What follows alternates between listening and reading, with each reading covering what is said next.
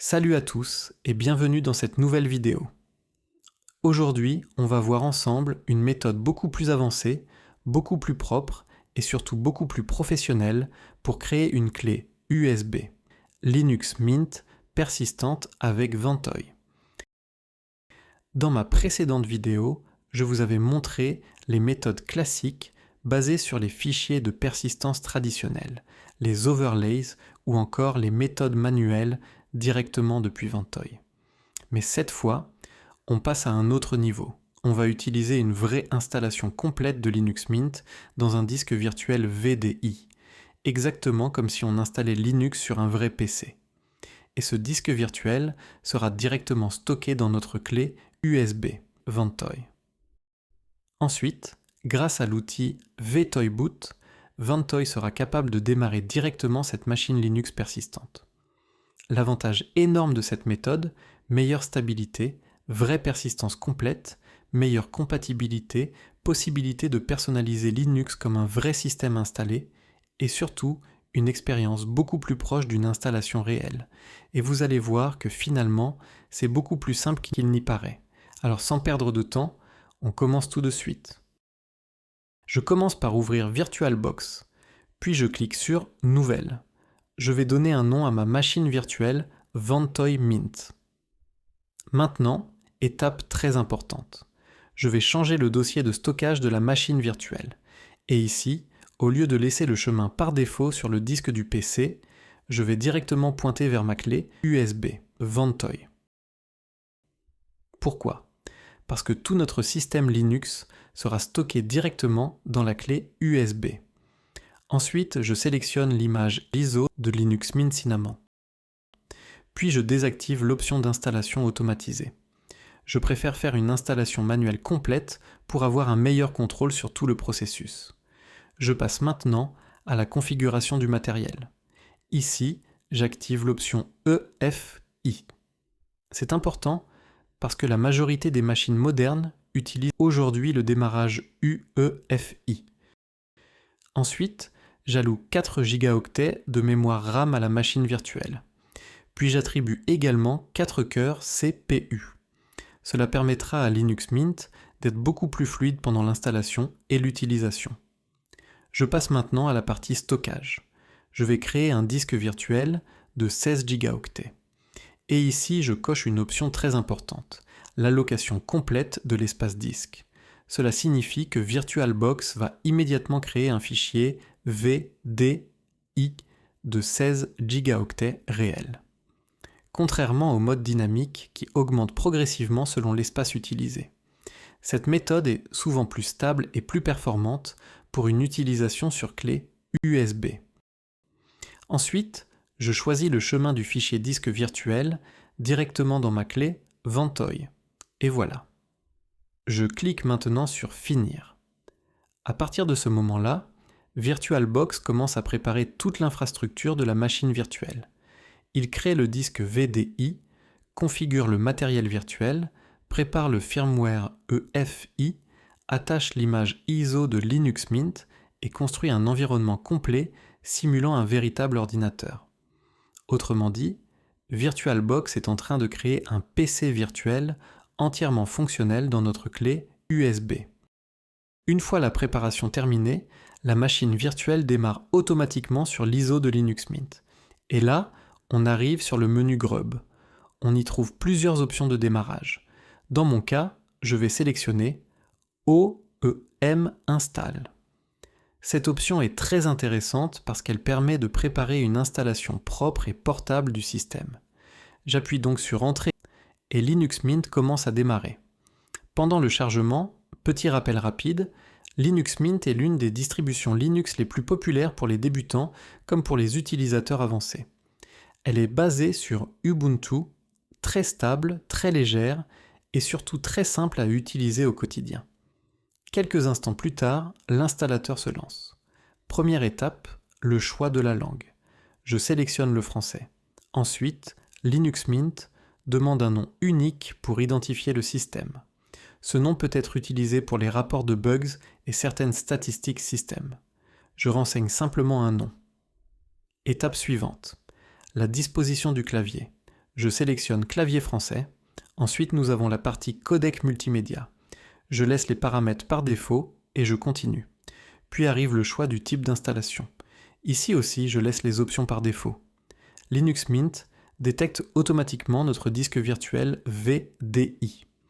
Je clique sur « Installer maintenant ». Un message récapitulatif du partitionnement apparaît.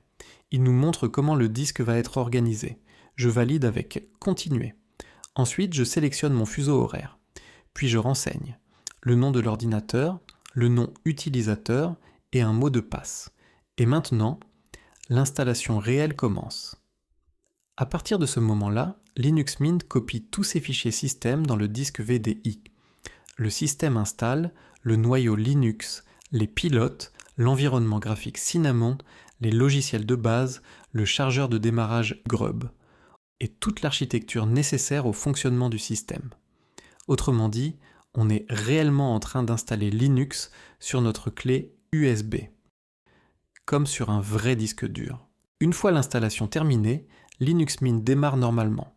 Nous arrivons maintenant sur le bureau. La prochaine étape est extrêmement importante. Installer VtoyBoot. C'est lui qui permettra à Ventoy de démarrer correctement notre disque VDI. Je commence par ouvrir Firefox. Dans la barre d'adresse, je tape VtoyBoot. Je clique sur le premier résultat GitHub, puis je télécharge la dernière version disponible. Je récupère le fichier ISO. Une fois téléchargé, je monte l'image ISO dans Linux Mint, je l'ouvre et à l'intérieur, je trouve une archive contenant VtoyBoot. Je la décompresse dans le dossier téléchargement. Ensuite, je trouve le fichier vtoyboot.sh. Maintenant, j'ouvre le terminal Linux.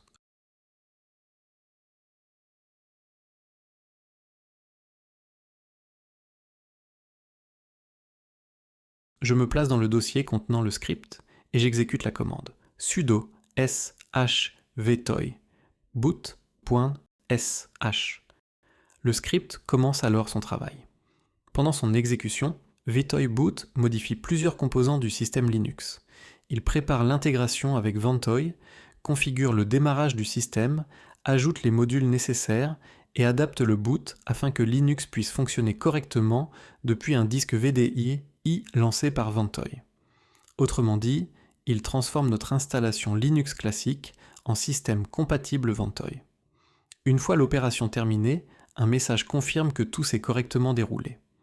Je ferme toutes les fenêtres, puis j'éteins proprement la machine virtuelle.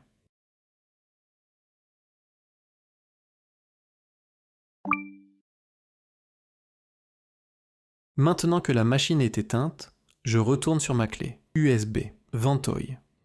Je localise mon fichier disque virtuel VDI. Je fais un clic droit, puis renommer. Et ici, je vais simplement ajouter .vtoy à la fin du nom du fichier. Le fichier devient donc ventoy.mint.vdi.vtoy. Pourquoi cette extension ? Parce que Ventoy utilise cette extension pour détecter automatiquement les disques virtuels bootables compatibles VtoyBoot. Je valide avec Entrée. Et voilà. Notre clé USB Linux Mint persistante est maintenant prête. Passons au test réel. Je redémarre maintenant le PC directement sur la clé USB Ventoy. Le menu Ventoy apparaît et on peut voir notre fichier ventoymint.vdi.vtoy. Je le sélectionne et Linux Mint démarre parfaitement. Quelques instants plus tard, nous arrivons sur le bureau Linux Mint. Maintenant, on va vérifier la persistance. Je fais un clic droit sur le bureau, je crée un fichier vide, puis je le renomme test persistance. J'ouvre ensuite ce fichier et j'écris simplement test, puis j'enregistre. Maintenant, je redémarre complètement le système. Après le redémarrage, on constate immédiatement que le fichier test persistance est toujours présent sur le bureau. Je l'ouvre et le mot test est toujours là. Cela prouve que notre système est totalement persistant. Tous les fichiers, les logiciels, les configurations et toutes les modifications effectuées dans Linux Mint resteront sauvegardées dans la clé USB. Et ça, C'est exactement le comportement d'une vraie installation Linux portable, et voilà, nous avons maintenant une véritable installation Linux Mint persistante dans une clé USB, Ventoy, grâce à VirtualBox et VtoyBoot.